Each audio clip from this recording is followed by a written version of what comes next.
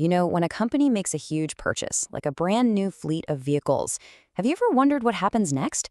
Well, it's not just a simple transaction. So today, we're going to follow the entire accounting journey of a business asset, all the way from the moment it's bought to the day it's written right off the books.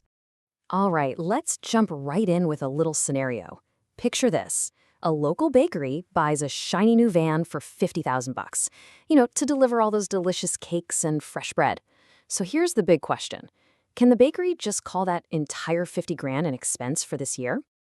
Well, the short answer is not exactly. And the real story is actually way more interesting. And it's absolutely fundamental to understanding how businesses track their financial health. So let's break this whole thing down.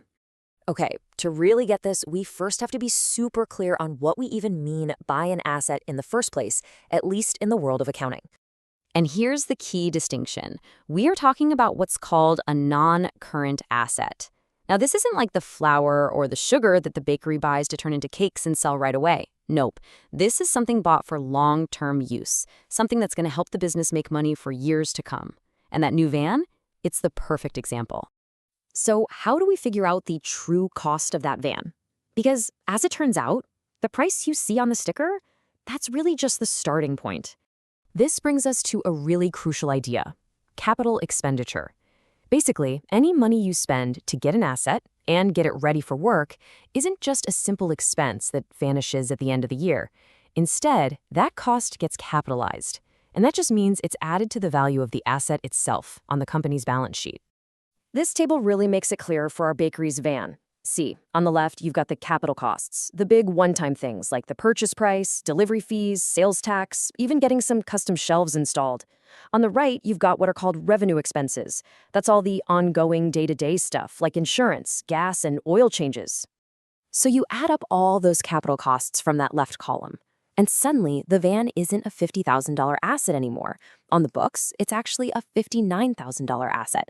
This is the number that matters. This is the total capitalized cost, and it's the number we're going to use for the next part of its journey.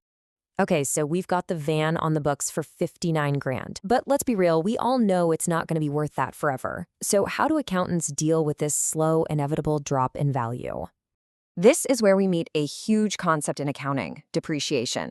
It's simply the official process of spreading that initial $59,000 cost out over the van's useful life. And this is a big deal because that annual depreciation expense actually reduces the company's taxable profit. It's a way of accounting for wear and tear. And there isn't just one way to do this. You've got two main methods. The straight line method is just what it sounds like: simple, predictable, you expense the exact same amount every year. Then you have the reducing balance method, which is a little more aggressive. It lets you claim a bigger expense in the early years when the asset is at its newest and most productive. For our bakery, let's just stick with the straight line method. Let's say they figure the van will be useful for about 5 years, and that at the end, they could probably sell it for parts for about $5,000. Well, the math is pretty easy then. They get to expense $10,800 of the van's cost every single year. And as you can see, the value on the books, what we call its carrying amount, drops by that same amount each year until it hits that final 5 grand. But of course, nothing lasts forever. The time eventually comes to sell the van. This is the end of the line for this asset. So how does the bakery figure out if selling it was actually a win or a loss from an accounting point of view? Well, the final calculation is actually pretty straightforward. Step 1, you look up its carrying amount. That's what it's worth on your books at that very moment.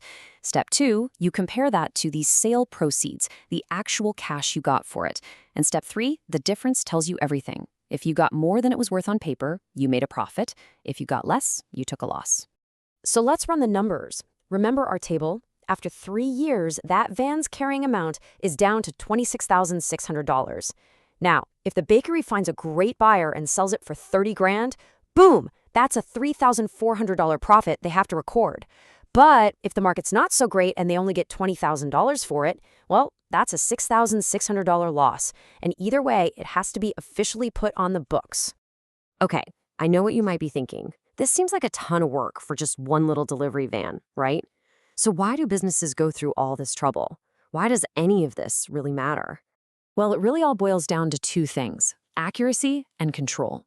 Everything we've just walked through gets tracked in something called an asset register, and this thing is critical. It gives a true picture of the company's financial health, it makes sure profit is calculated the right way, it helps prevent stuff from getting lost or stolen, and it gives managers the real data they need to make smart calls, like deciding when it's finally time to replace that old van. So let's wrap up with a final thought. Now that you've seen this whole life cycle, the next time you hear about a company making huge capital expenditures, I'm talking new factories, new technology, whole fleets of vehicles, what does that tell you? What does that signal about their confidence, about their strategy for the future? Because it's not just about spending money. It's about placing a very calculated, long-term bet on their own growth.